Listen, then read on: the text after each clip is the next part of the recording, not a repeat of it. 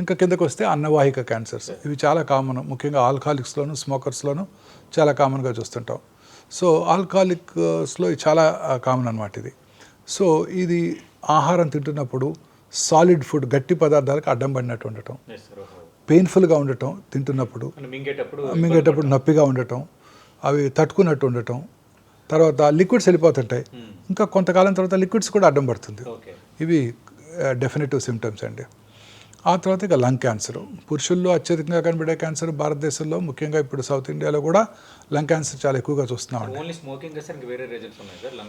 Mostly smoking అండి. స్మోకర్స్లో lung cancer వచ్చే అవకాశాలు ఎక్కువగా ఉంటాయి. అర్బన్ ఏరియాస్లో ఉండే వాళ్ళలో కూడా లంగ్ క్యాన్సర్ ఇన్సిడెంట్స్ ఎక్కువగా ఉంటుందండి.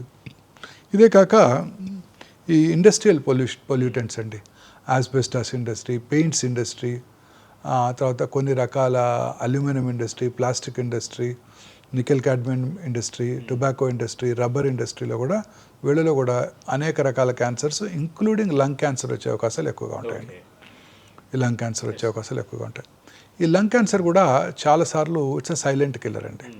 చిన్నగా ఉంటుంది, ఎటువంటి సిమ్టమ్స్ కలిగించదు, శరీరంలో ఇతర భాగాలకు ఇంక్లూడింగ్ బ్రెయిన్కి పాకిపోతుంటుంది. మానని దగ్గు, ముఖ్యంగా స్మోకర్స్లో చాలామందికి స్మోకర్స్ కాఫ్ అని అశ్రద్ధ చేస్తుంటారు, వాళ్ళలో కూడా ఈ మానని దగ్గు ఎక్కువగా ఉంటుంది. మానని దగ్గు చాలామంది అశ్రద్ధ చేస్తారు.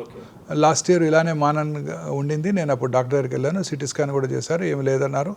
ఈ సంవత్సరం కూడా అదే ఉంటుంది అని అశ్రద్ధ చేస్తుంటారు. సో వాళ్ళు కాన్స్టెంట్గా కాఫ్ కనుక ఉన్నట్టయితే ఎప్పుడు అశ్రద్ధ చేయకూడదు. ముఖ్యంగా ఫ్లెమ్ బయటికి రావటం, ఆ ఫ్లెమ్ బ్లడ్ కనుక ఉన్నట్టయితే అసలు అశ్రద్ధ చేయకూడదు.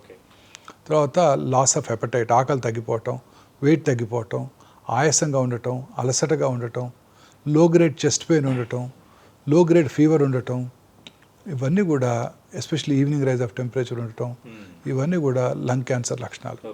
ఎస్పెషల్లీ స్మోకర్స్లో ఇలాంటి సిమ్టమ్స్ కనుక ఉన్నట్టయితే ఎటువంటి అశ్రద్ధ చేయకూడదండి. చేయకుండా ఇమీడియట్గా వారి దగ్గరలో ఉన్న వారి ఫిజిషియన్ని కలిసి అది క్యాన్సర్ కాదు అని నిర్ధారణ చేసుకోవడం చాలా ఇంపార్టెంట్.